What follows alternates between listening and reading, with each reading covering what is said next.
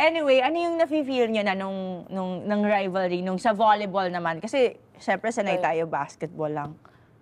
Ano yung mga nag-change or meron ba kayong extra motivation pag nagtitraining kayo?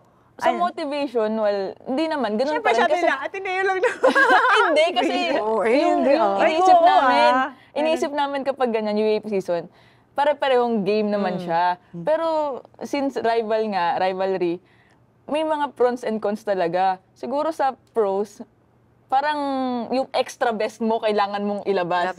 Unconsciously, hindi mo talaga naiisip na parang, you feel like, we're just, preparing like a normal game. Pero, pag nag-down ka na, grabe. Yung level of performance na exert siya. Kailangan taasan mo pa yung best mo, ganyan. Pero sobrang galing Pero yung, syempre may mga cons din, yung grabe yung pressure mo talaga.